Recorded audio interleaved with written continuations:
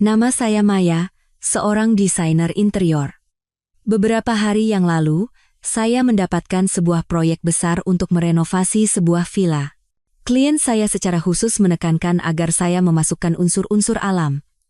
Dia menginginkan nuansa yang primitif namun segar, seolah-olah berada di tengah hutan belantara.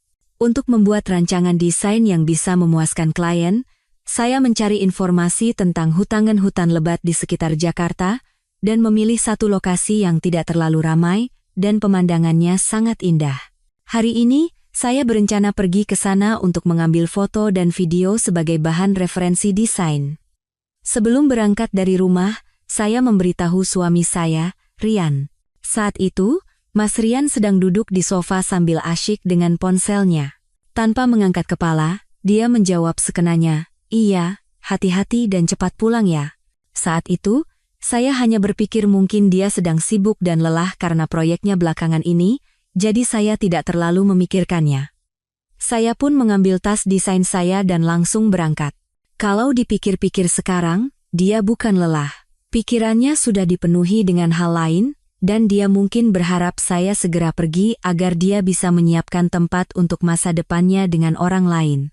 Setelah mengemudi lebih dari 2 jam, akhirnya saya tiba di hutan lebat itu. Saya memarkir mobil dan mulai berjalan masuk ke dalam hutan dengan kamera di leher. Tempat ini benar-benar sepi. Selama perjalanan, saya hampir tidak bertemu dengan siapapun, hanya terdengar kicauan burung dan desau angin yang menerpa dedaunan. Udaranya benar-benar segar. Sambil berjalan, saya terus mengambil foto. Saya sangat bersemangat memikirkan bisa membuat rancangan yang lebih hebat lagi jika berhasil mengumpulkan banyak referensi. Setelah berjalan sekitar 30 menit, saya melihat sebuah hutan pinus yang sangat indah di depan sana. Sinar matahari yang menembus sela-sela pepohonan menciptakan suasana yang begitu magis. Ingin mengambil beberapa foto lagi, saya mempercepat langkah. Namun, sebelum sampai di hutan pinus itu, saya mendengar suara tawa seorang pria dan wanita dari kejauhan. Awalnya, saya pikir itu hanya pendaki lain dan tidak menghiraukannya. Tapi semakin saya berjalan, suara itu semakin jelas, dan terutama suara pria itu terdengar sangat familiar. Jantung saya berdebar kencang. Tanpa sadar, langkah saya melambat, dan secara refleks saya bersembunyi di balik sebatang pohon. Saat saya melihat ke arah sumber suara, darah saya terasa membeku. Orang yang berdiri di bawah pohon pinus terbesar itu tidak lain adalah suami saya, Rian. Dan di pelukannya, ada seorang wanita. Wanita itu juga orang yang saya kenal. Dia adalah Lia, rekan kerja Mas Rian. Saya pernah bertemu dengannya beberapa kali di acara makan malam kantor. Setiap kali bertemu, dia selalu menyapa saya dengan ramah dan sopan, "Mbak Maya, Mbak Maya."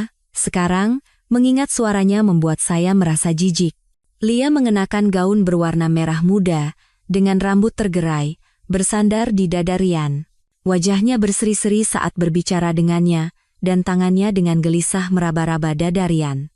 Mas Rian melingkarkan tangannya di pinggang Lia dan menatapnya dengan tatapan mesra, yang belum pernah saya lihat sebelumnya.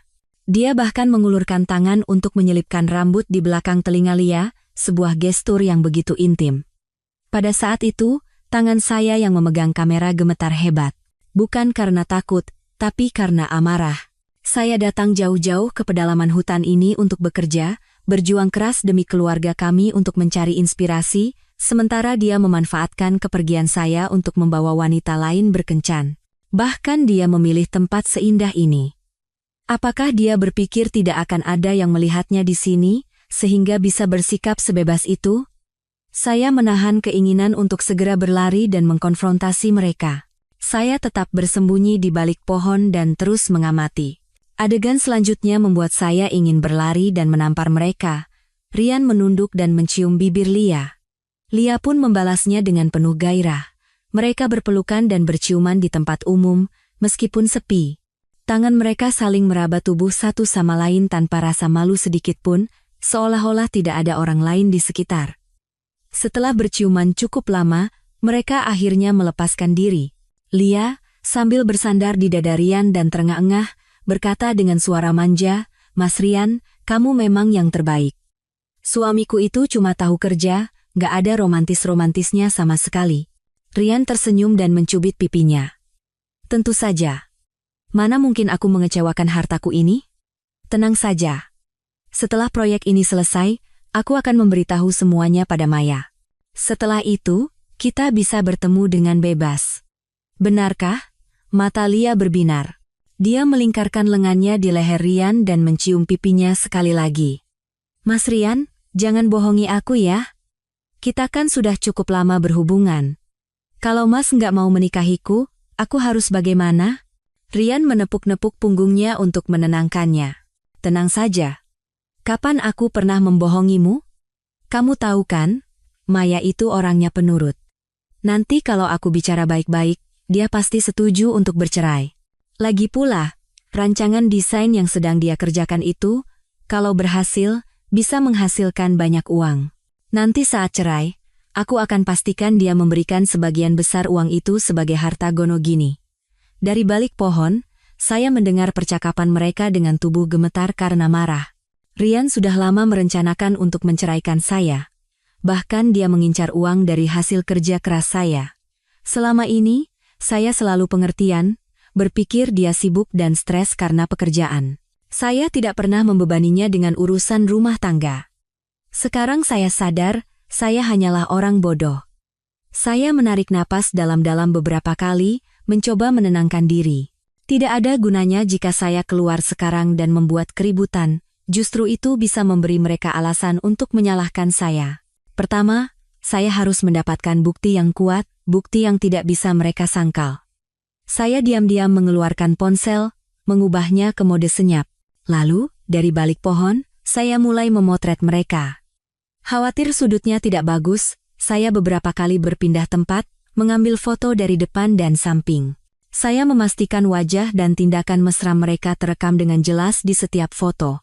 Foto saja tidak cukup. Saya menyalakan mode video dan merekam adegan mereka berpelukan, berciuman, dan percakapan yang baru saja mereka lakukan.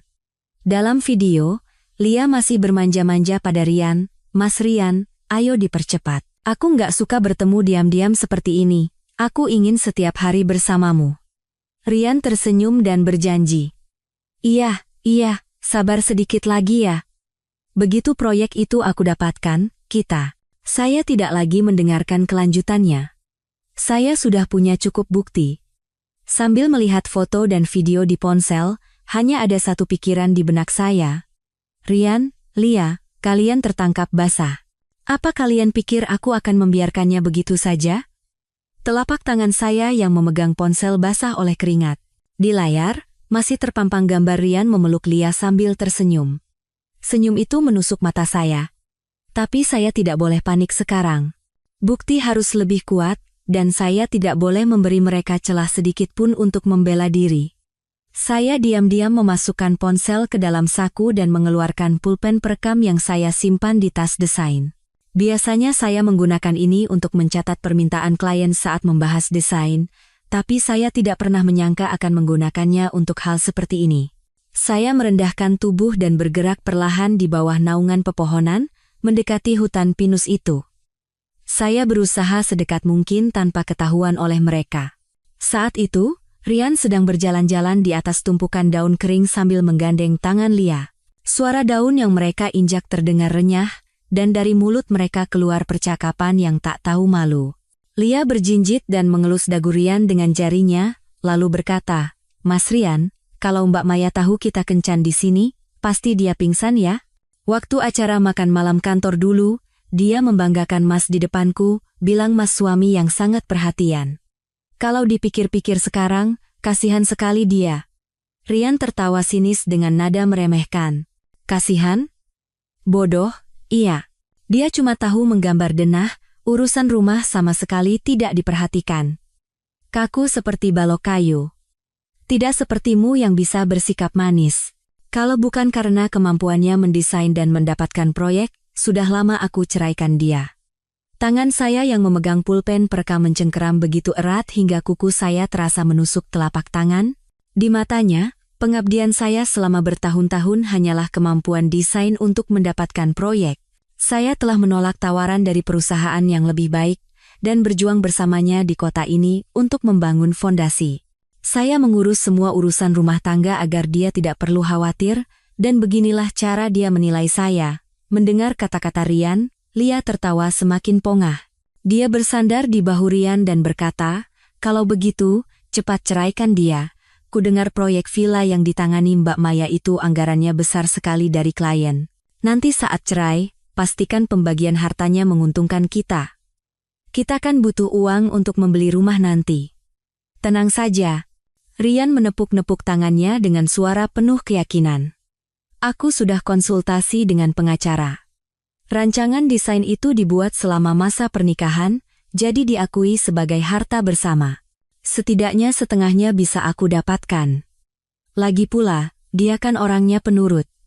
Kalau aku berpura-pura sedikit kasihan, mungkin dia akan memberikan lebih banyak." Saya menggertakkan gigi dan merekam seluruh percakapan mereka. Ya Tuhan, tidak cukup dengan selingkuh, dia bahkan berencana merampas harta saya.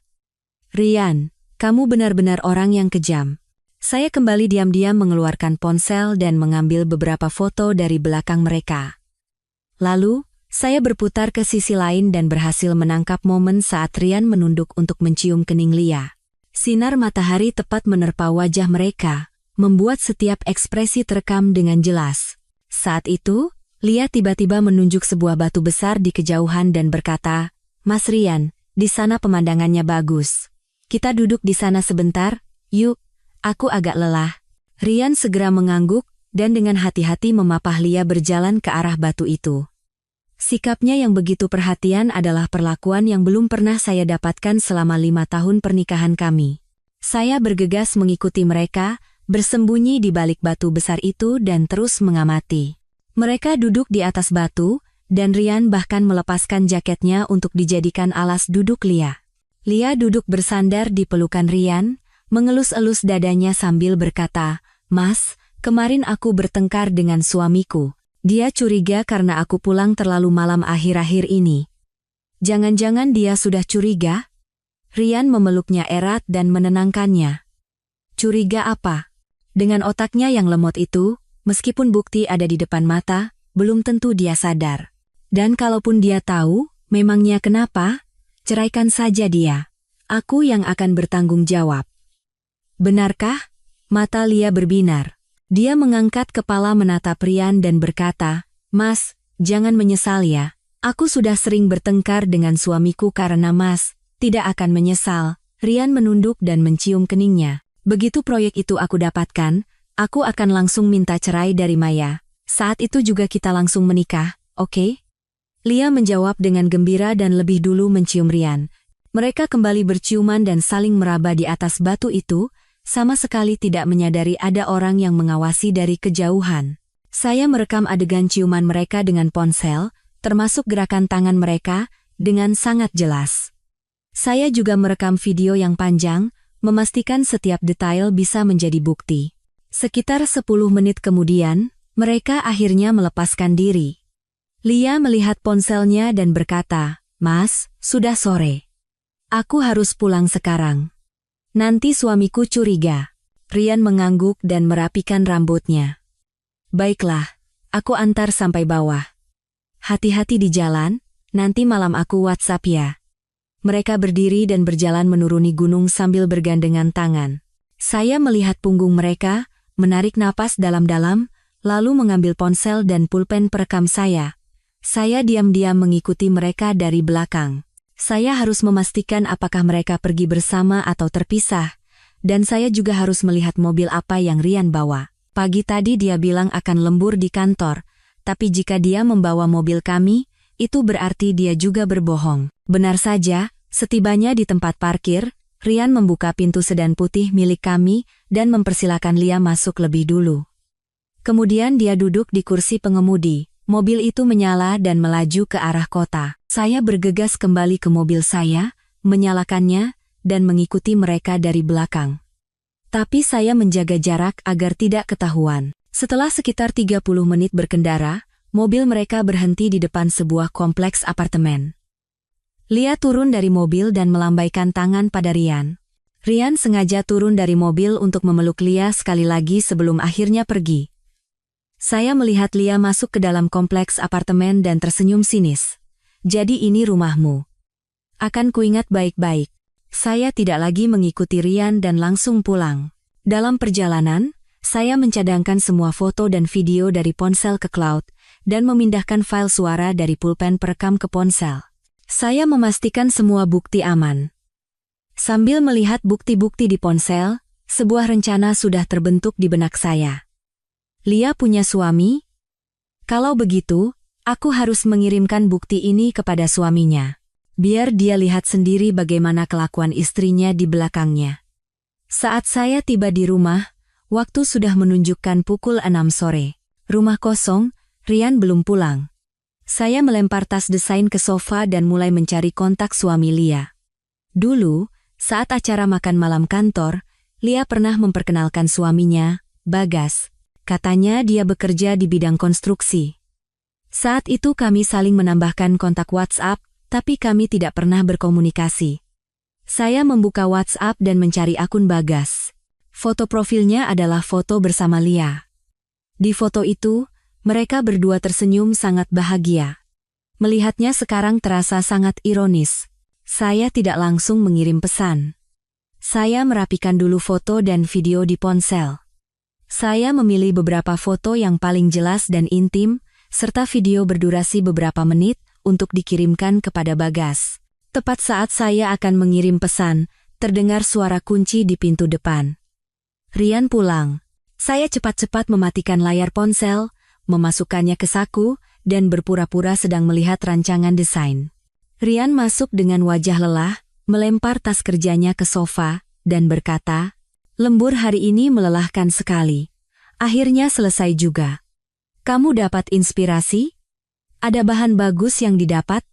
Saya mengangkat kepala, melihat wajahnya yang pura-pura lelah, dan tertawa dalam hati. Tapi di luar, saya bersikap tenang dan berkata, "Iya, lumayan. Aku sudah ambil beberapa foto dan video, nanti mau kurapikan, kamu lelah ya, aku ambilkan minum." Sambil berkata begitu, saya bangkit dan berjalan ke dapur. Saat melewati Rian, saya mencium aroma parfum samar dari tubuhnya. Itu bukan parfum saya. Itu aroma parfum Lia. Aroma yang sama dengan yang saya cium di hutan tadi pagi. Saya menahan amarah yang bergejolak di dalam dada, masuk ke dapur, mengambil segelas air, dan memberikannya pada Rian. Rian mengambil air itu, meminumnya seteguk, lalu duduk di sofa dan berkata, "Tadi di kantor ada rapat proyek dengan klien, tapi tidak berjalan lancar, jadi aku agak kesal." Saya duduk di sampingnya dan berpura-pura khawatir. "Tidak apa-apa. Kalau memang berat, jangan terlalu dipaksakan. Kesehatanmu yang paling penting." Rian menatap saya dan mengangguk. "Iya, memang cuma kamu yang mengerti aku. Oh ya, besok aku sepertinya harus lembur lagi di kantor. Mungkin akan pulang telat." Saya tertawa dalam hati. "Besok lembur lagi?" Apa dia mau bertemu dengan Lia untuk membahas bagaimana menghadapi situasi ini? Atau karena kencan hari ini kurang, jadi mau bertemu lagi? Apapun rencananya, saya tidak akan membiarkan mereka berhasil. Saya mengangguk dan berkata, "Baiklah. Besok hati-hati ya, dan jangan lupa makan." Rian menjawab iya lalu mengambil ponselnya dan mulai melihat-lihat, jari-jarinya bergerak cepat di layar. Sedang chatting dengan siapa dia? Melihatnya, tekad saya semakin bulat. Malam ini aku akan mengirimkan bukti itu kepada Bagas. Besok, mereka akan jatuh terpuruk dalam sekejap. Rian duduk di sofa sambil memainkan ponselnya. Jari-jarinya tidak berhenti menyentuh layar, dan sesekali sudut bibirnya terangkat. Tidak perlu dipikirkan lagi, dia pasti sedang chatting dengan Lia. Saya pura-pura merapikan gambar desain sambil duduk di sofa single di sebelahnya.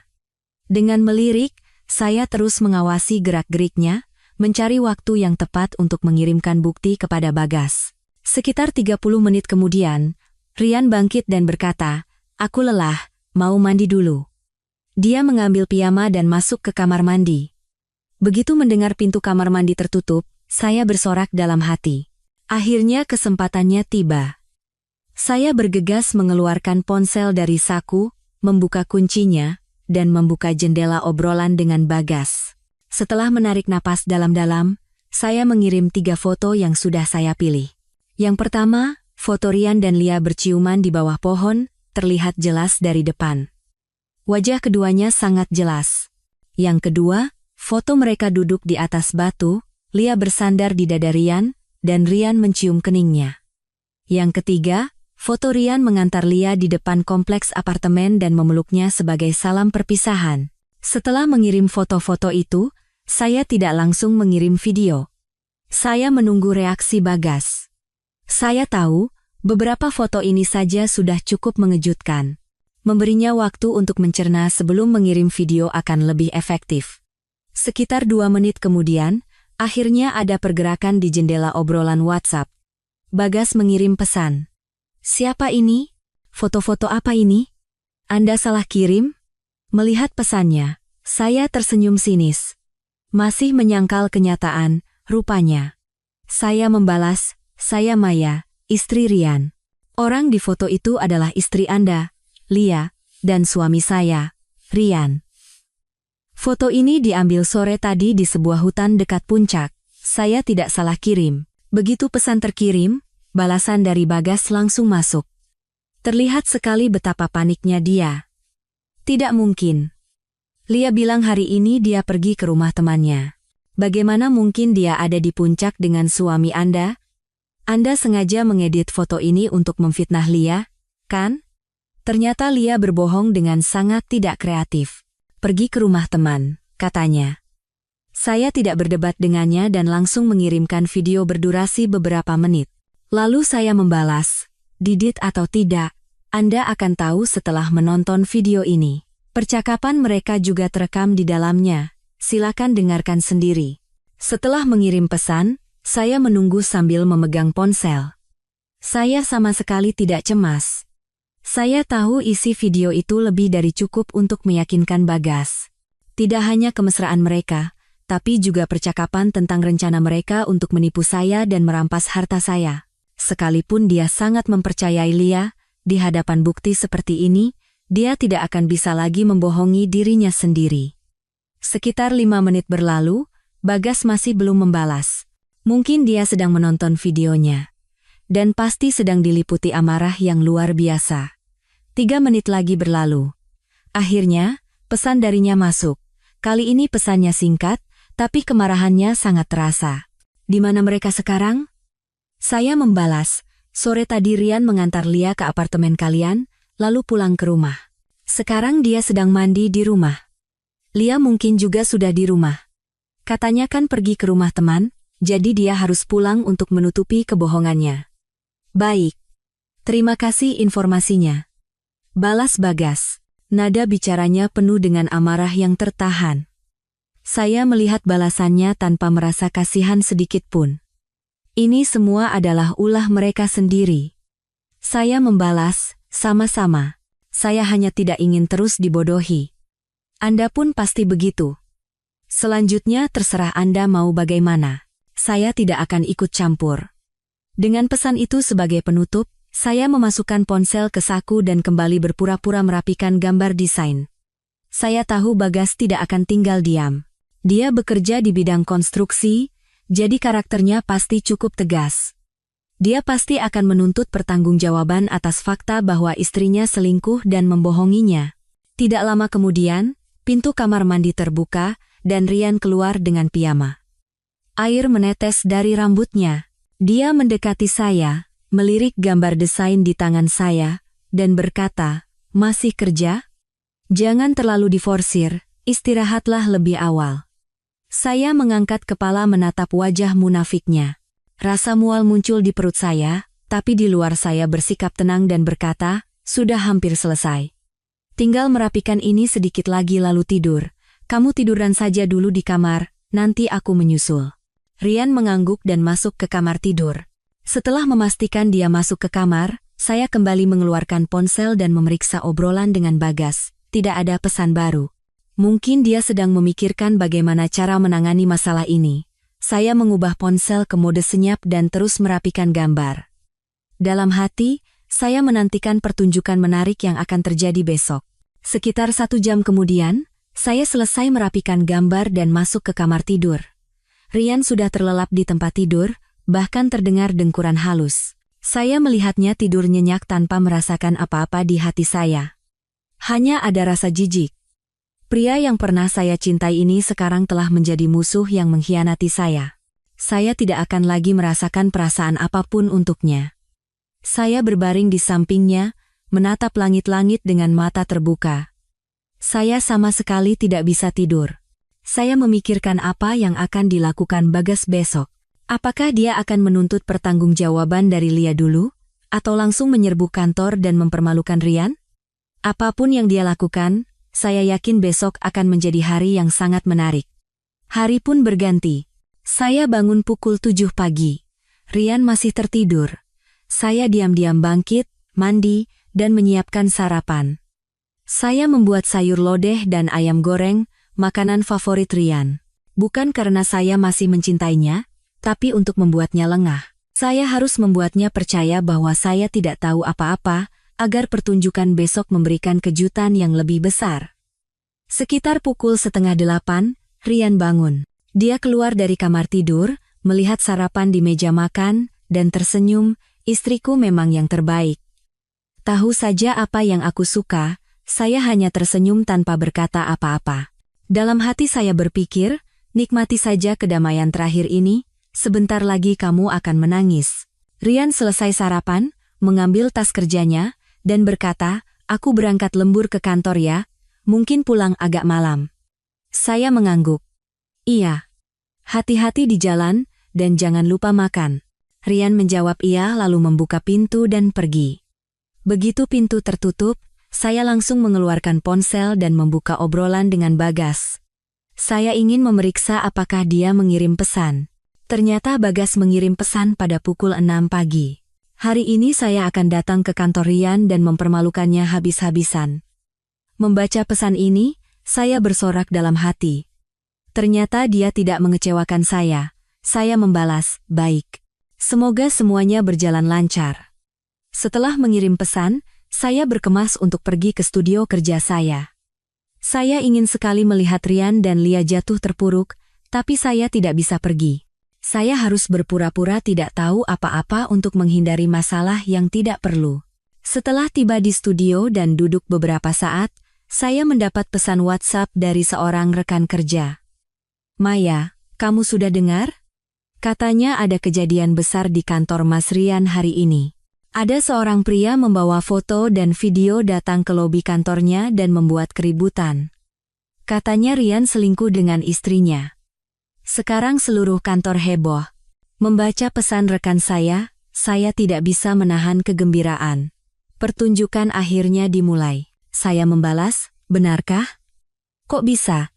Kemarin aku bersama Mas Rian, tapi dia tidak bilang apa-apa. Rekan saya membalas, benar. Temanku kerja di kantor Mas Rian, dia baru saja kirim pesan. Katanya pria itu masih membuat keributan di lobi, teriak-teriak minta Rian dan istrinya keluar. Semua karyawan menonton. Saya membalas, ya ampun, seram sekali. Jadi bagaimana sekarang? Mas Rian sudah keluar. Rekan saya membalas. Katanya Mas Rian awalnya menyangkal, tapi pria itu memutar videonya. Semua orang melihatnya, dan wajah Mas Rian langsung pucat. Mbak Lia juga ada di sana, hampir menangis. Sekarang para atasan sudah datang untuk menanganinya. Saya membayangkan situasi di sana sambil membaca pesan rekan saya. Rasanya lega sekali. Rian, Lia, akhirnya kalian mendapatkan hukuman yang setimpal. Sekitar 1 jam kemudian, saya mendapat pesan lagi dari rekan saya. Maya, berita terbaru. Mbak Lia dipecat dari kantor, dan Mas Rian dicopot dari proyek yang sedang ditanganinya dan diskors. Katanya harus menjalani penyelidikan internal. Dan pria itu akan menceraikan Mbak Lia dan menuntut Rian dengan gugatan ganti rugi. Mendengar berita ini, saya merasa benar-benar lega. Akhirnya mereka hancur secara sosial. Saya membalas, syukurlah. Aku lega mendengarnya. Orang seperti itu pantas mendapat hukuman. Rekan saya membalas, iya kan. Aku tidak menyangka Mas Rian orang seperti itu. Biasanya kelihatannya rajin sekali, kok bisa berbuat begitu? Ngomong-ngomong, kamu tidak apa-apa? Mau aku temani cerita? Saya membalas, aku tidak apa-apa. Terima kasih sudah khawatir. Sebenarnya aku sudah lama tahu dia orang seperti apa, tapi aku hanya diam saja, justru lebih baik begini. Aku juga jadi bebas sekarang. Setelah mengirim pesan, saya meletakkan ponsel dan bersandar di kursi. Perasaan yang selama ini terpendam akhirnya terlepas hari ini. Saya tahu, ini baru permulaan. Sekarang saya harus menceraikan Rian dan mendapatkan kembali semua yang menjadi hak saya. Dia harus membayar harga yang lebih mahal atas pengkhianatannya.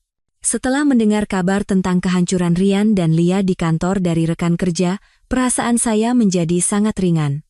Bahkan saat menggambar denah desain, ide-ide mengalir dengan lancar. Beban di hati karena perselingkuhan Rian terasa sebagian besar telah terangkat. Namun, saya tidak lengah. Saya tahu saat Rian pulang malam nanti, dia pasti akan berakting seolah tidak terjadi apa-apa. Saya harus terus berpura-pura tidak tahu apa-apa. Saya ingin melihat sampai kapan dia bisa memakai topengnya.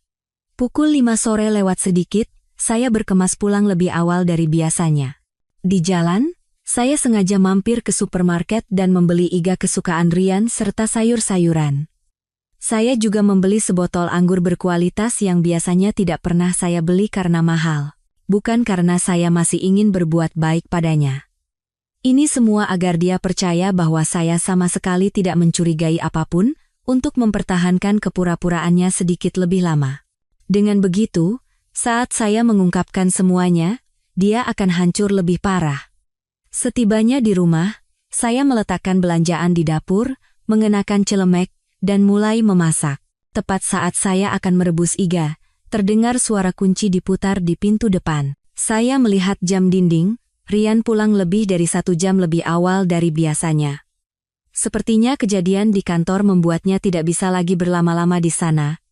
Rian membuka pintu dan masuk. Wajahnya tidak lagi santai seperti biasanya, keningnya berkerut. Jasnya kusut dan dasinya miring, membuatnya terlihat sangat menyedihkan.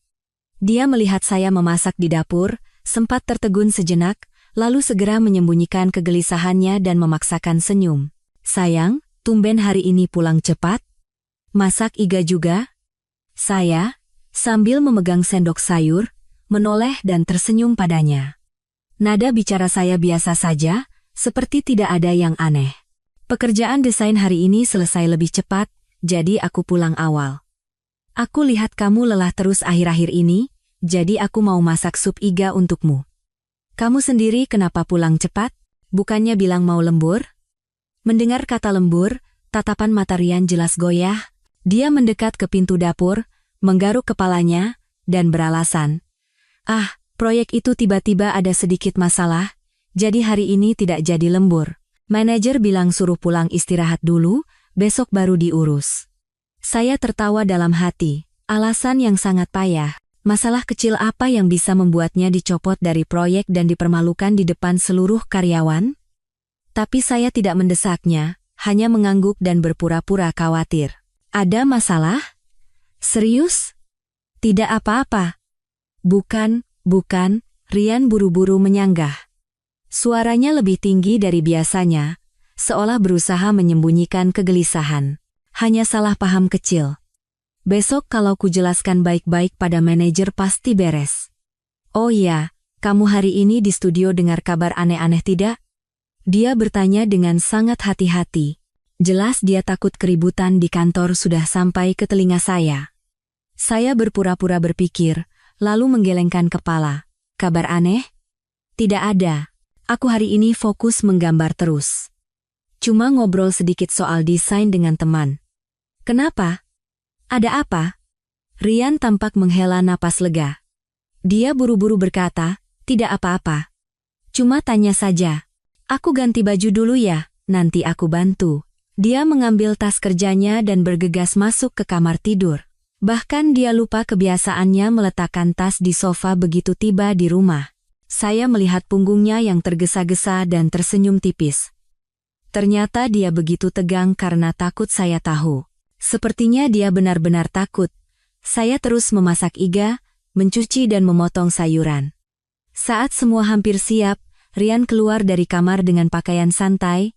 Dia datang ke dapur untuk mengambil piring, Tapi tangannya tergelincir dan piring itu jatuh ke lantai. Prang! Piring itu pecah berkeping-keping. Rian terkejut, segera berjongkok untuk memunguti pecahan sambil bergumam, "Aduh, kenapa jadi ceroboh begini?" Saya melihat tangannya yang gemetar dan tahu pasti. Dia sangat tegang karena kejadian sore tadi sampai tidak bisa mengendalikan tubuhnya sendiri.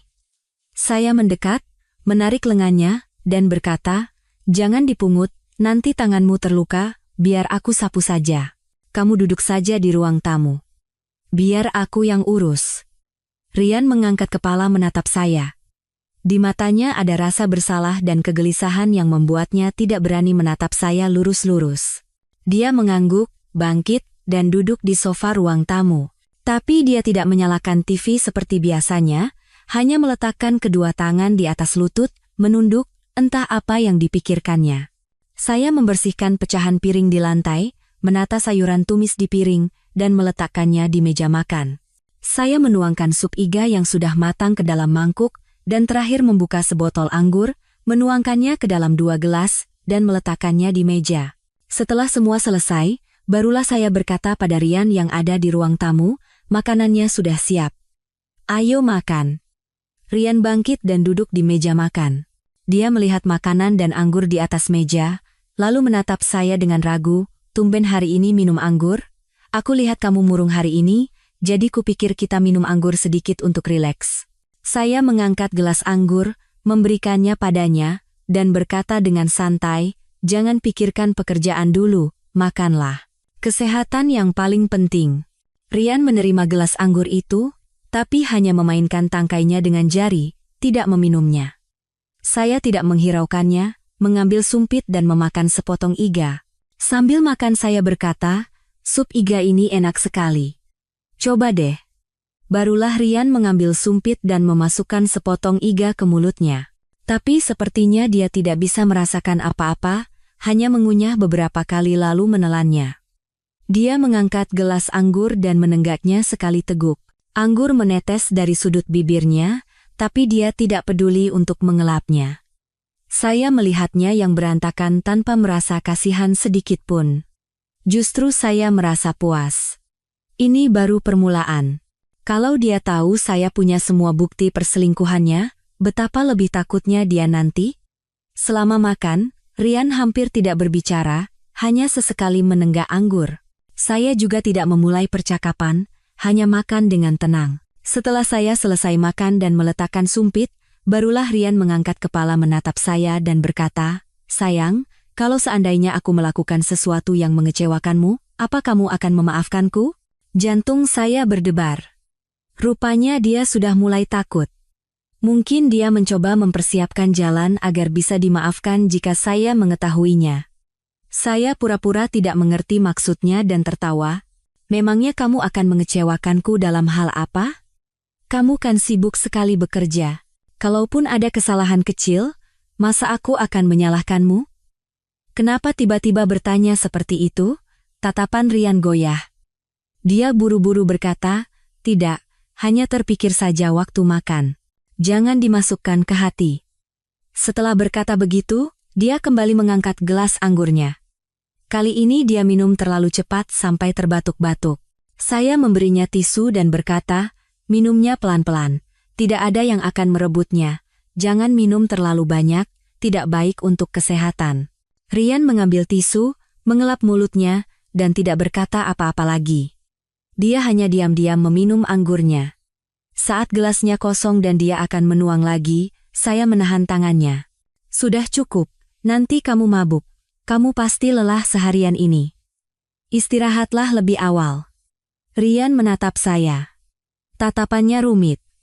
Ada rasa bersalah, kegelisahan, dan ketakutan untuk menghadapi saya. Dia mengangguk dan meletakkan botol anggur. Lalu dia bangkit dan berkata, "Kalau begitu aku mandi dulu." Dia berjalan ke kamar mandi. Saat suara air terdengar, saya mengeluarkan ponsel dan membuka obrolan dengan Bagas. Pagi tadi Bagas bilang akan menyerbu kantor, jadi pasti sudah ada hasilnya. Saya ingin menanyakan rencananya ke depan. Saya mengirim pesan, "Terima kasih untuk hari ini. Rencana Anda selanjutnya bagaimana? Beberapa menit kemudian, balasan dari Bagas datang. Saya sudah minta cerai dari Lia. Dia tidak setuju dan terus memohon pada saya. Katanya semua karena Rian yang merayunya. Saya sudah menyewa pengacara dan sedang mempersiapkan gugatan cerai. Saya juga akan menuntut Rian dengan gugatan ganti rugi. Oh ya, bagaimana dengan Anda? Kapan Anda akan menceraikan Rian? Saya membalas. Saya akan membiarkannya berakting beberapa hari lagi. Setelah semua bukti saya rapikan, saya akan menghadapinya, mengakhiri semuanya, dan mengusirnya tanpa membawa apa-apa. Bagas membalas, baiklah. Kalau butuh bantuan, katakan saja. Kita berdua korban di sini, jadi harus saling membantu. Setelah beberapa kali bertukar pesan dengan Bagas, saya memasukkan ponsel ke saku. Saat itu, suara air di kamar mandi berhenti dan Rian keluar dengan piyama, rambutnya basah, wajahnya memerah karena alkohol.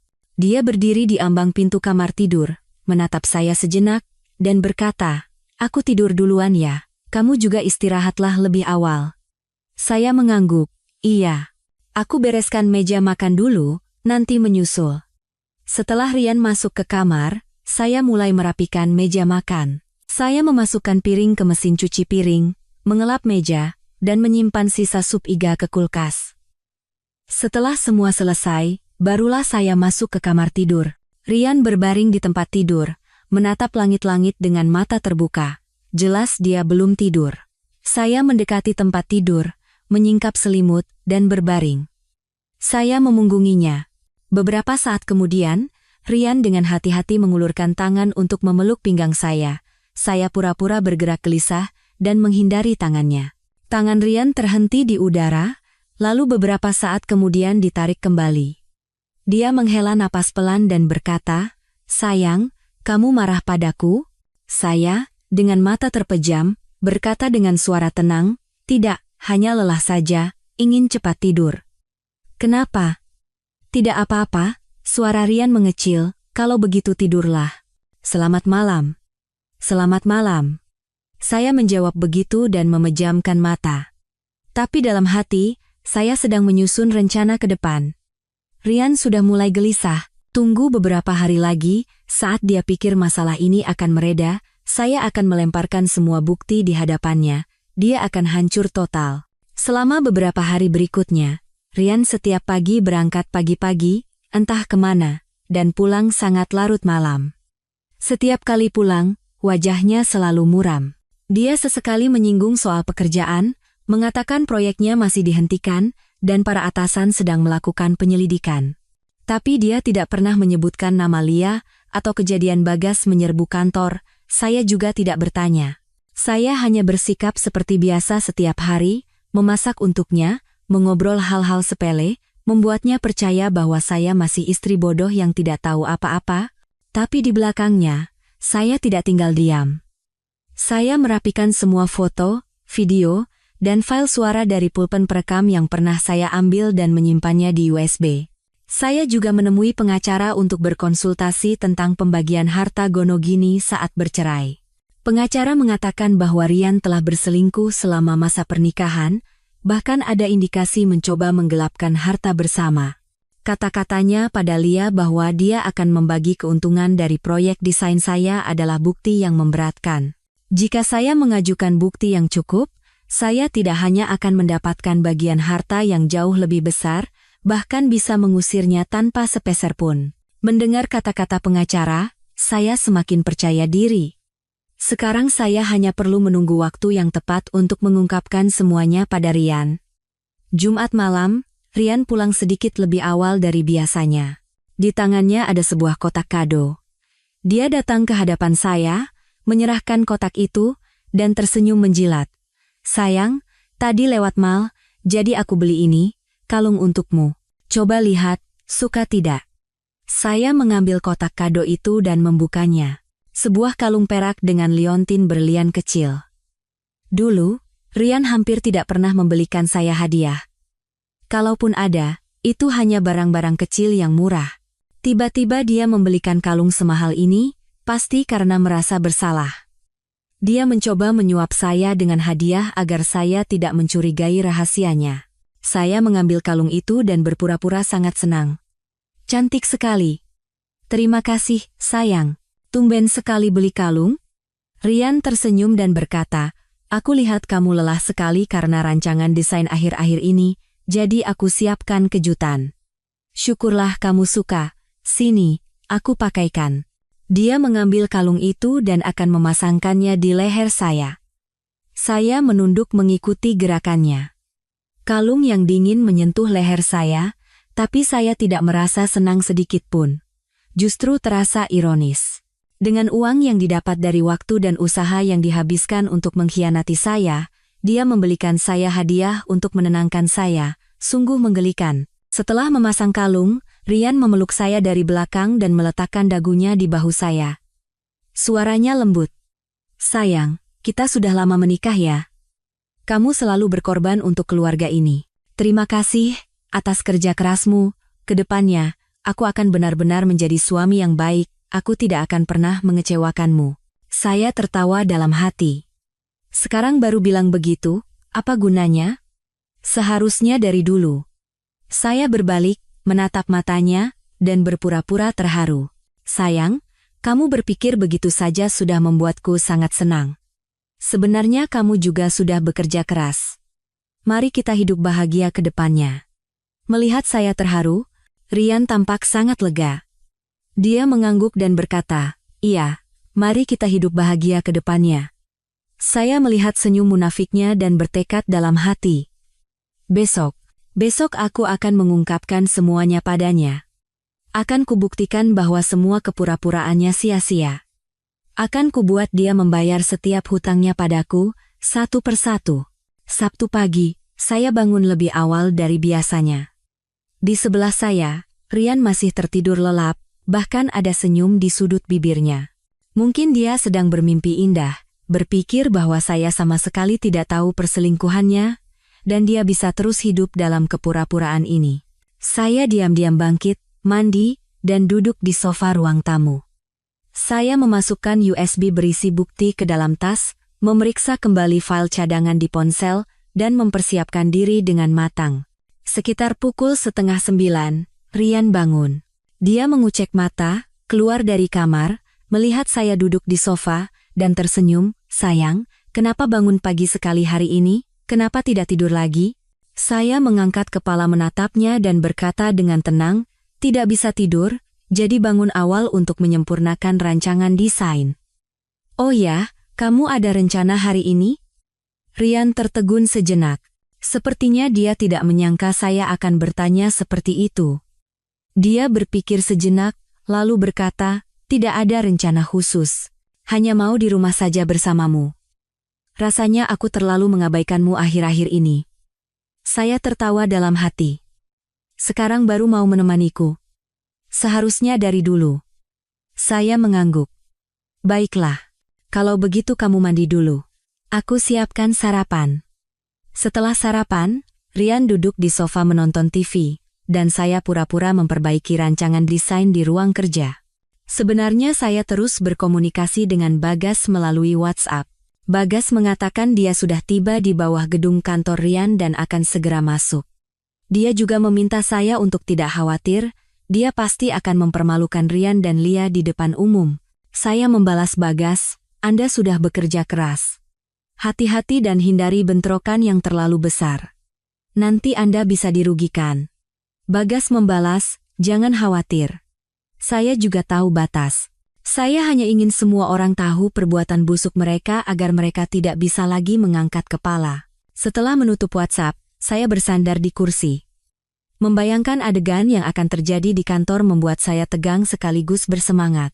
Tegang karena khawatir akan terjadi sesuatu yang tidak diinginkan, dan bersemangat karena akan segera mendengar kabar kehancuran Rian dan Lia. Sekitar pukul 10, ponsel saya tiba-tiba berdering. Dari Dewi, seorang rekan senior di kantor Rian yang dulu cukup akrab dengan saya. Saya bergegas mengangkat telepon. Dari seberang telepon, terdengar suara Dewi yang bersemangat. Maya, cepat ke kantor, ada kejadian besar. Saya pura-pura terkejut dan bertanya, ada apa? Kenapa panik begitu? Ada apa lagi? Soal suamimu, Rian? Suara Dewi hampir pecah. Ada seorang pria membawa foto dan video menyerbu kantor, teriak-teriak bilang Rian selingkuh dengan istrinya. Sekarang di lobi jadi heboh. Semua orang menonton. Lia juga ada di sana, hampir menangis. Cepat ke sini. Saya bersorak dalam hati. Bagas akhirnya bertindak. Saya sengaja berpura-pura panik. Apa? Apa maksudnya, Mbak? Mbak salah lihat kali? Mana mungkin Mas Rian berbuat begitu? Bagaimana mungkin aku salah lihat? Pria itu menyebar foto dan videonya di meja lobi, semua orang sudah lihat. Di foto itu jelas-jelas Rian dan Lia sedang berpelukan di gunung.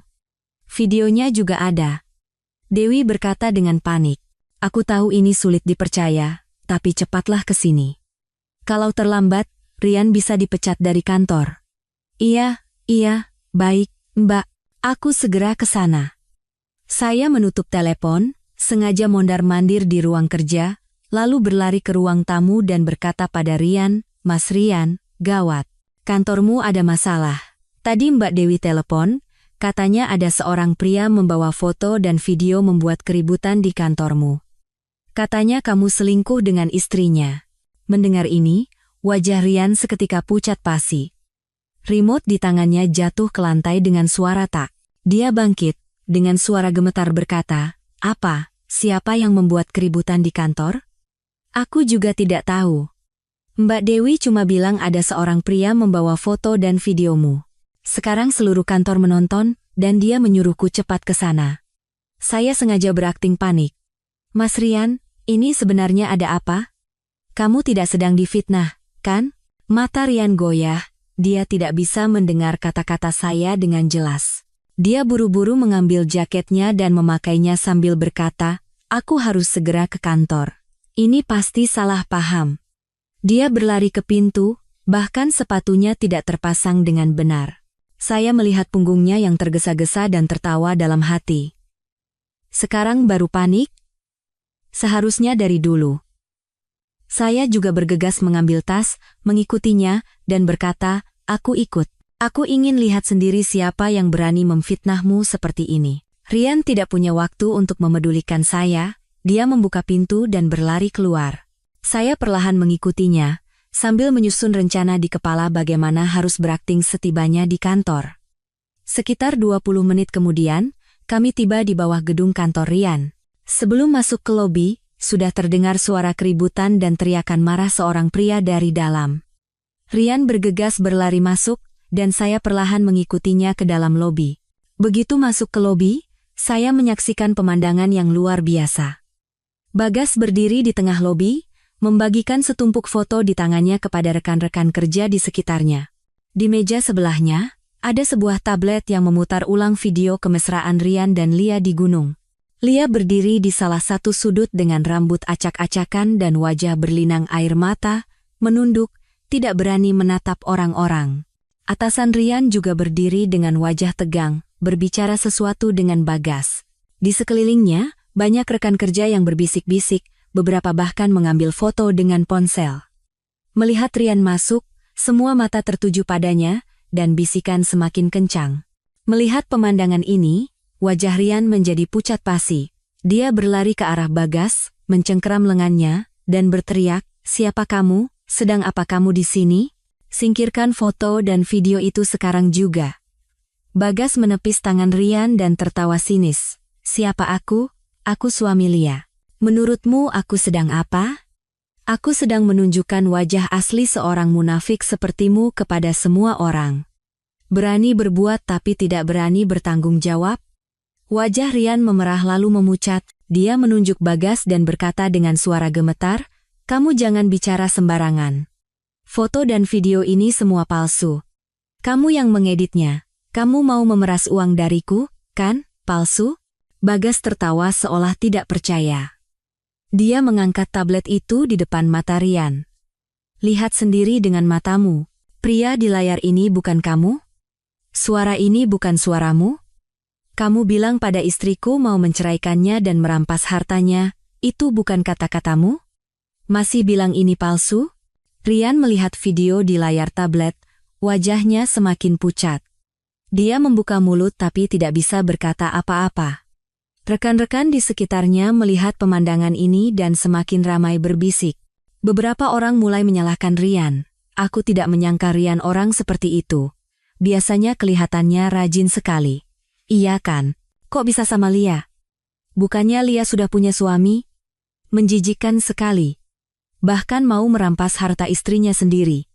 Benar-benar sampah. Mendengar bisikan rekan-rekannya, Lia menangis semakin keras. Dia tiba-tiba berlari ke arah Rian, mencengkeram lengannya, dan berteriak, "Mas Rian, cepat jelaskan pada mereka. Ini semua salah paham, kamu yang merayuku, ini bukan salahku." Melihat Lia bertindak seperti ini, Rian semakin panik. Dia mendorong Lia dan berteriak, "Kamu bicara apa? Kamu yang lebih dulu mendekatiku, apa hubungannya denganku? Kamu yang merayuku, kamu yang lebih dulu."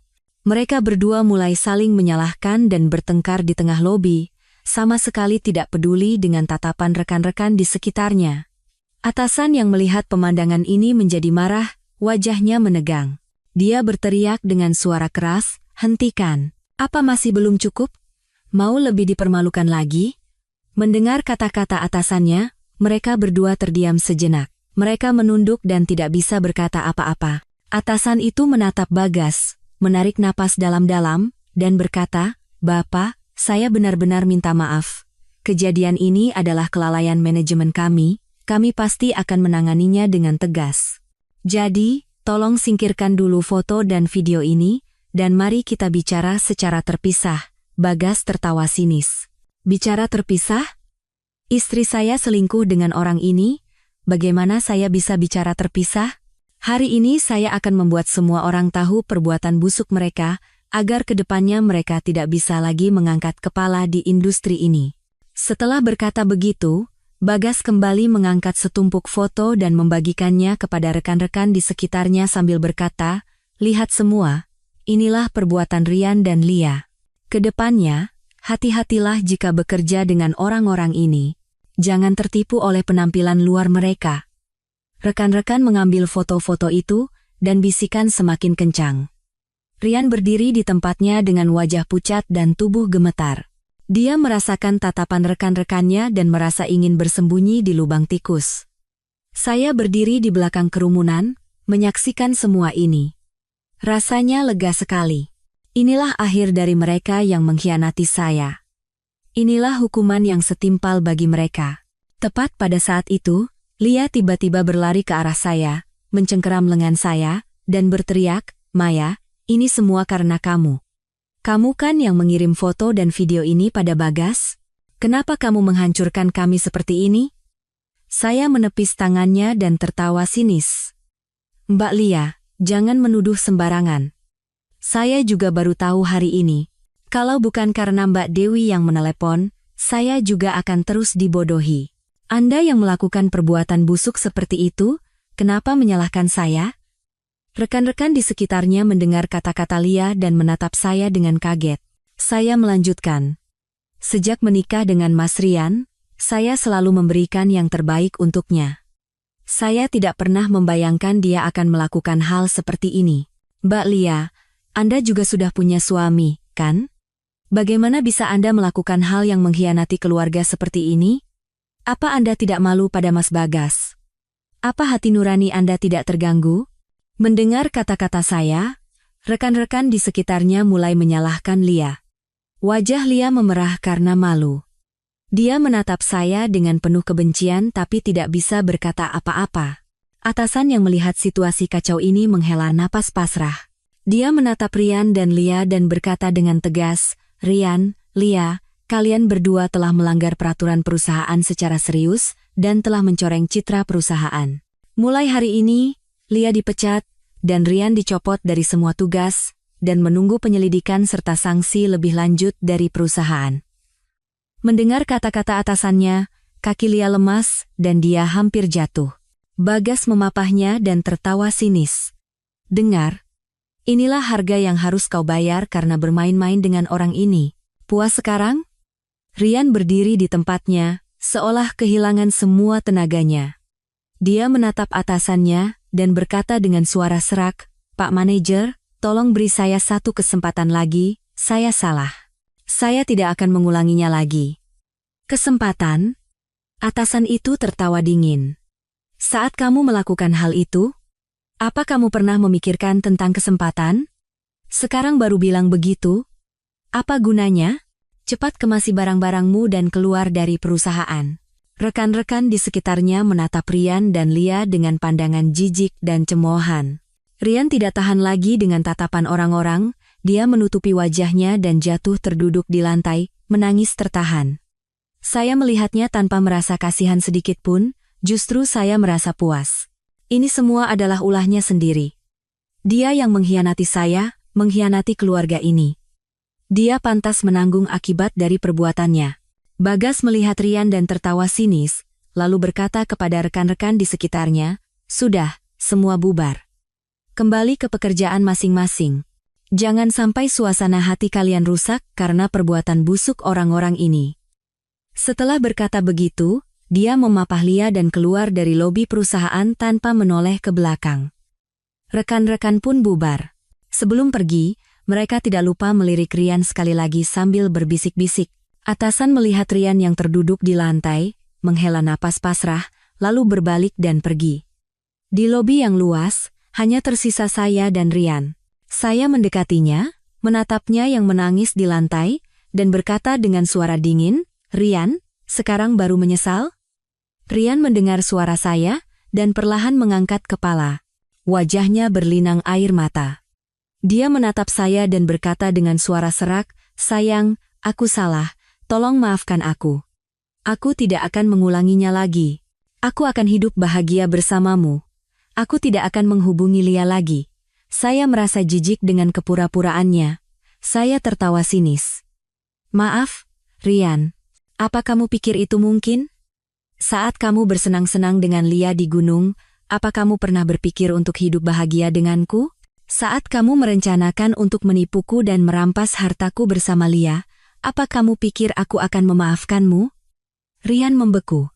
Dia menatap saya dengan kaget dan berkata, "Kamu, bagaimana kamu bisa tahu? Bagaimana aku bisa tahu?" Saya mengeluarkan ponsel, membuka foto dan video yang pernah saya ambil, dan menunjukkannya di depan matanya. "Ini semua aku yang ambil. Hari itu aku pergi ke gunung untuk mencari inspirasi, dan aku melihat dengan mata kepalaku sendiri perbuatan busukmu dengan Lia. Percakapan kalian juga sudah kurekam semua. Apa kamu pikir aku akan terus dibodohi? Kamu terlalu naif." Rian melihat foto dan video di ponsel, wajahnya semakin pucat. Dia menatap saya dengan ketakutan dan berkata, Kamu sudah tahu sejak awal? Kalau begitu kenapa tidak bilang dari awal?" "Bilang dari awal?" Saya tertawa sinis. "Kalau aku bilang dari awal, apa kamu akan mengaku? Kamu pasti hanya akan beralasan dan berbohong padaku. Aku menunggu hari ini. Saat kamu jatuh terpuruk di depan semua orang dan kehilangan segalanya, baru aku akan mengungkapkan semuanya, untuk memberitahumu betapa menyedihkannya harga yang harus kau bayar karena mengkhianatiku." Rian menatap saya, tubuhnya gemetar hebat. Dia membuka mulut tapi tidak bisa berkata apa-apa. Saya melihatnya dan merasakan perasaan terakhir yang tersisa untuknya pun lenyap. Saya berbalik dan berjalan keluar dari lobi perusahaan tanpa menoleh ke belakang. Meninggalkan Rian sendirian di sana, dengan suara tangis putus asa di belakang saya, begitu keluar dari pintu perusahaan, sinar matahari menerpa tubuh saya. Saya menghela napas panjang. Beban besar yang menekan hati saya akhirnya terangkat. "Rian, Lia, sebagian hutang kalian padaku sudah terbayar hari ini. Sekarang yang tersisa adalah menceraikan Rian dan mendapatkan kembali semua yang menjadi hak saya." Setelah keluar dari kantor Rian, saya tidak langsung pulang, melainkan menuju kantor pengacara. Sebelumnya saya sudah berkonsultasi dengan pengacara mengenai situasi saya, dan sekarang dengan bukti perselingkuhan Rian yang kuat di tangan, saya ingin segera menyelesaikan surat perjanjian cerai dan rencana pembagian harta. Saya ingin mendapatkan tanda tangan Rian sekali jalan agar tidak perlu lagi membuang waktu dengannya. Pengacara melihat foto, video, dan rekaman suara yang saya bawa, dan sangat terkejut dengan perbuatan Rian. Dia menepuk bahu saya dan berkata, "Mbak Maya, jangan khawatir. Dengan bukti sebanyak ini, Anda tidak hanya bisa bercerai dengan lancar, tapi juga berada di posisi yang sangat menguntungkan dalam pembagian harta. Pak Rian adalah pihak yang bersalah, bahkan ada indikasi mencoba menggelapkan harta bersama, jadi secara hukum, harta yang bisa dia dapatkan sangat sedikit, atau bahkan bisa diusir tanpa sepeser pun.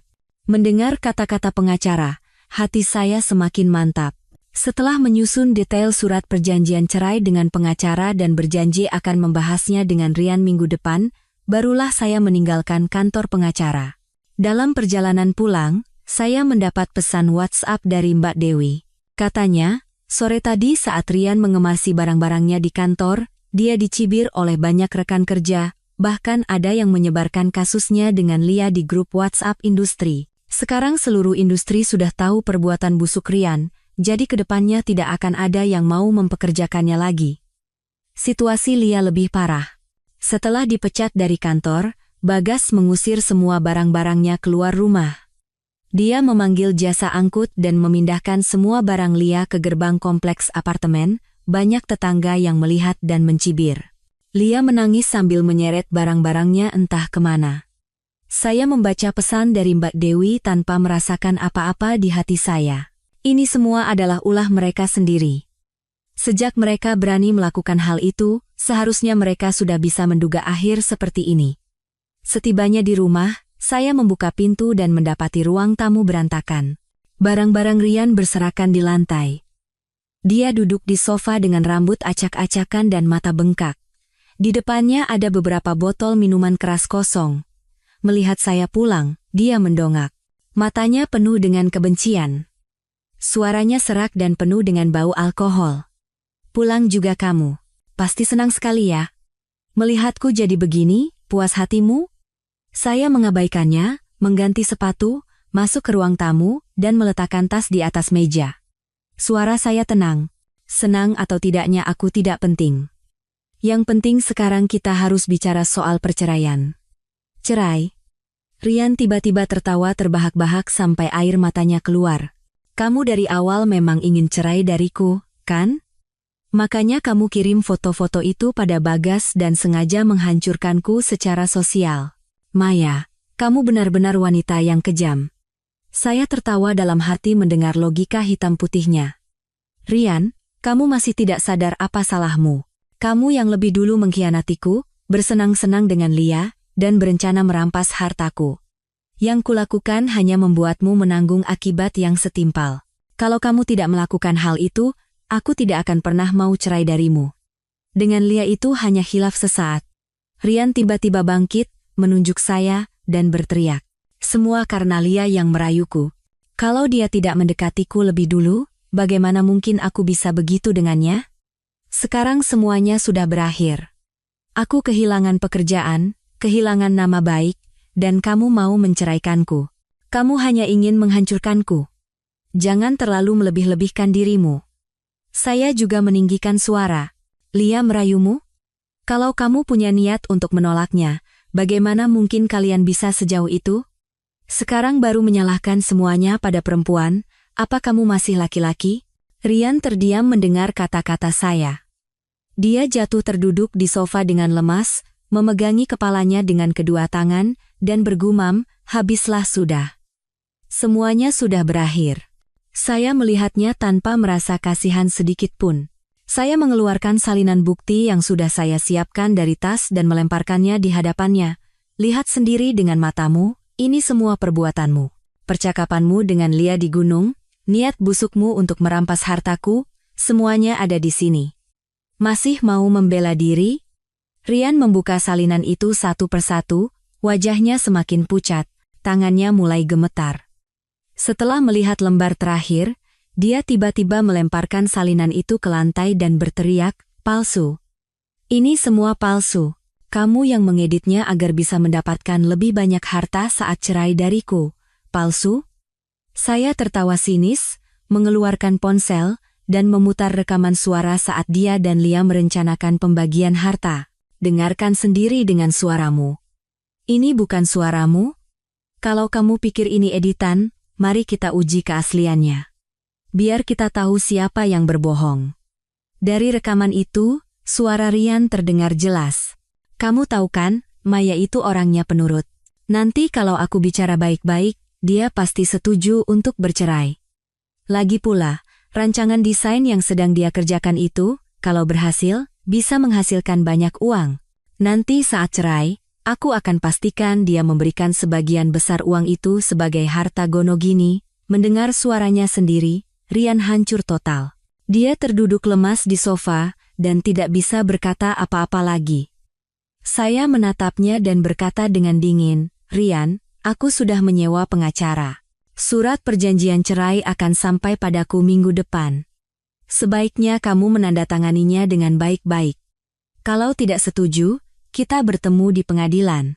Saat itu, kamu tidak hanya tidak akan mendapatkan sepeser pun, tapi juga akan menanggung malu yang lebih besar. Pikirkan baik-baik. Setelah berkata begitu, saya masuk ke kamar tidur, meninggalkannya sendirian di ruang tamu. Selama beberapa hari berikutnya, Rian hanya mengurung diri di rumah. Dia tidak keluar, tidak berbicara. Setiap hari dia habiskan dengan minum-minum, dan botol-botol kosong menumpuk di rumah. Saya tidak memedulikannya. Saya tetap pergi ke studio seperti biasa, berkonsultasi dengan pengacara, dan melakukan pekerjaan saya. Saya menganggapnya tidak ada. Rabu, ada telepon dari nomor tak dikenal. Saat saya angkat, terdengar suara tangis Lia. Mbak Maya, tolong saya. Saya salah. Seharusnya saya tidak berhubungan dengan Mas Rian. Bisakah Mbak bilang pada Mas Bagas untuk berhenti mengganggu saya? Saya sekarang tidak punya tempat tinggal, tidak punya pekerjaan, saya benar-benar hampir gila. Saya mengerutkan kening dan berkata dengan dingin, Mbak Lia, kesalahan Anda seharusnya Anda minta maaf pada Mas Bagas. Bicara padaku untuk apa? Anda yang memilih untuk selingkuh dengan Rian, dan hasil saat ini adalah akibat dari perbuatan Anda sendiri.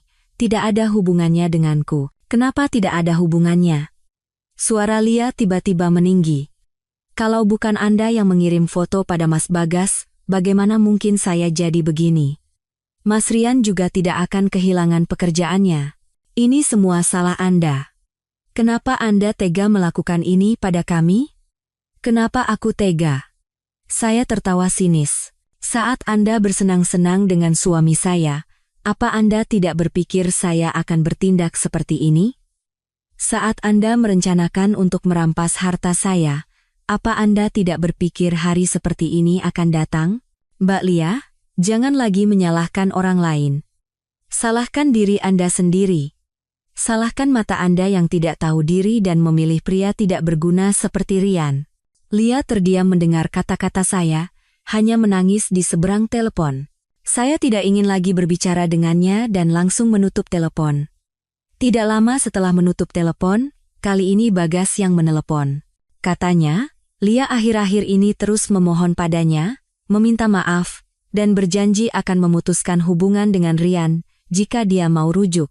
Bagas sudah memberikan ultimatum padanya, surat perjanjian cerai juga sudah dibuat, dan minggu depan mereka akan mengurus perceraian. Dia juga berjanji akan memastikan Lia tidak akan mengganggu saya lagi. Saya berterima kasih pada Bagas dan menutup telepon. Hati saya terasa lebih ringan. Sepertinya Lia benar-benar sudah terpojok sampai berpikir untuk rujuk. Tapi dia sudah melakukan terlalu banyak kesalahan, dan sudah tidak ada jalan kembali. Siang harinya, pengacara menelepon. Surat perjanjian cerai sudah siap. Dia menanyakan kapan saya punya waktu untuk berbicara dengan Rian. Saya berpikir sejenak dan berkata, hari Sabtu saja. Saya ingin menyelesaikan masalah ini di akhir pekan. Sabtu pagi, saya berjanji bertemu dengan pengacara di sebuah kafe dan menelepon Rian untuk datang. Awalnya Rian menolak, mengatakan tidak ingin bercerai. Saya mengancam jika dia tidak datang, saya akan langsung mengajukan gugatan ke pengadilan, dan saat itu dia tidak hanya tidak akan mendapatkan sepeser pun, tapi juga harus menanggung biaya pengadilan. Barulah dia dengan enggan setuju untuk datang. Saat Rian tiba di kafe, dia masih mengenakan pakaian rumah yang lusuh. Rambutnya acak-acakan dan terlihat sangat menyedihkan. Melihat saya dan pengacara duduk, dia ragu sejenak, lalu mendekat dan duduk. Pengacara meletakkan surat perjanjian cerai di hadapannya dan berkata, Pak Rian, ini surat perjanjian cerai, Silakan dibaca dulu. Sesuai dengan perjanjian, harta setelah menikah, yaitu apartemen dan mobil akan menjadi milik Mbak Maya. Tabungan, setelah dikurangi harta bawaan Mbak Maya, akan dibagi dengan perbandingan 70% untuk Mbak Maya dan 30% untuk Pak Rian. Proyek desain Mbak Maya adalah hasil kerja pribadinya, jadi Anda tidak berhak menuntut apapun. Rian membaca surat perjanjian cerai, wajahnya semakin menegang. Dia mengangkat kepala menatap saya dan berkata, apartemen dan mobil semua untukmu, tabungan juga kamu ambil 70%? Maya, kamu tidak keterlaluan? Saya tertawa sinis. Rian, kamu yang lebih dulu selingkuh dan mencoba merampas hartaku. Secara hukum, kamu seharusnya diusir tanpa sepeser pun. Aku memberimu 30% dari tabungan itu sudah sangat bermurah hati. Kalau tidak setuju, kita bertemu di pengadilan. Saat itu, kamu tidak akan mendapatkan sepeser pun dan hanya akan menanggung malu. Pikirkan baik-baik. Rian menatap saya dan pengacara bergantian. Pengacara juga berkata, Pak Rian, apa yang dikatakan Mbak Maya benar. Jika Anda tidak setuju dengan perjanjian ini dan memilih jalur pengadilan, dengan bukti yang dimiliki Mbak Maya, akan sangat sulit bagi Anda untuk mendapatkan bagian harta. Anda hanya akan membuang waktu dan tenaga, tidak ada untungnya bagi Anda. Rian terdiam lama. Tangannya mencengkeram surat perjanjian cerai begitu erat sampai kertasnya kusut. Sekitar 10 menit kemudian, dia akhirnya mengangkat kepala. Di matanya ada campuran amarah dan pasrah. Aku akan tanda tangan.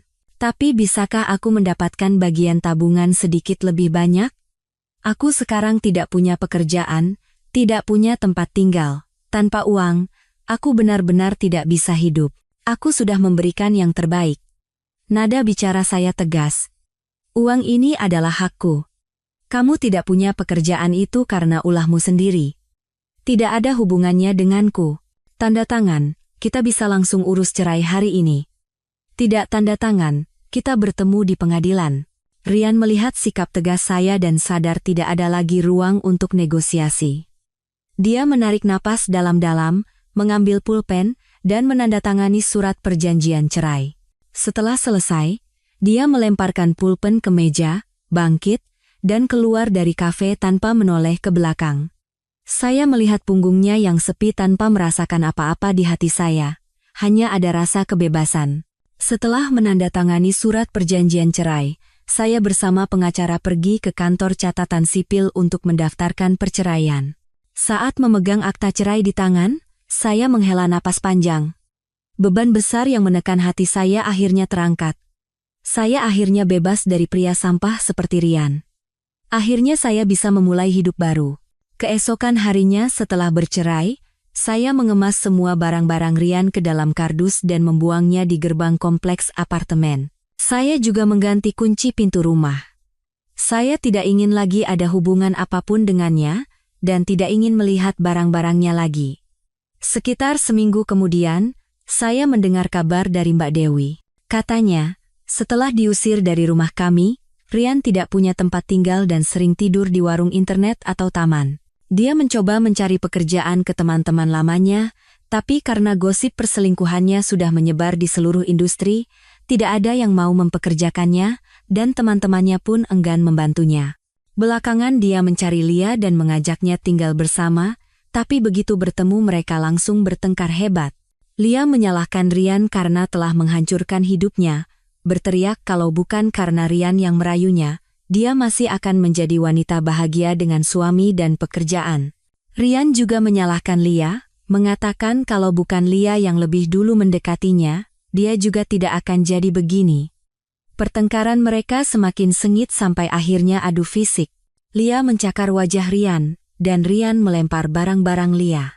Mereka berdua menjadi musuh bebuyutan, dan tidak pernah lagi saling menghubungi. Bagas berhasil menceraikan Lia dengan lancar. Lia, tanpa pekerjaan dan tempat tinggal, akhirnya pergi bekerja ke luar kota. Setelah itu tidak ada kabar lagi darinya. Rian tetap di Jakarta, hidup sebagai pekerja serabutan. Kadang-kadang dia bahkan tidak punya uang untuk makan. Seorang mantan rekan kerja pernah melihatnya mengais makanan dari tempat sampah. Hidupnya sangat menyedihkan. Mendengar berita ini, tidak ada rasa kasihan sedikit pun di hati saya. Ini semua adalah ulah mereka sendiri. Karena mereka mengkhianati keluarga dan pernikahan, mereka mendapatkan akhir seperti ini. Penderitaan mereka adalah hasil dari perbuatan mereka sendiri, tidak ada hubungannya denganku. Dan saya, setelah bercerai, fokus pada pekerjaan. Proyek renovasi villa yang dulu, rancangan desain saya dinilai sangat kreatif dan klien sangat puas. Tidak hanya berhasil menyelesaikan proyek, saya juga mendapatkan banyak klien baru. Studio saya semakin berkembang dan bisnis semakin maju. Di waktu luang, saya berlibur dengan teman-teman, menikmati pemandangan, dan melakukan hal-hal yang saya sukai. Saya tidak perlu lagi khawatir karena Rian, tidak perlu lagi menjaga perasaannya. Saya menjadi semakin bebas dan bahagia. Kadang-kadang saya berpikir, jika saat itu saya tidak menemukan perselingkuhan Rian, mungkin saya masih akan bertahan dalam pernikahan tanpa cinta itu dan hidup dalam ketidakbahagiaan. Meskipun mengalami pengkhianatan dan perceraian, karena itulah saya bisa bebas dari pernikahan yang tidak bahagia dan menemukan kebahagiaan saya sendiri.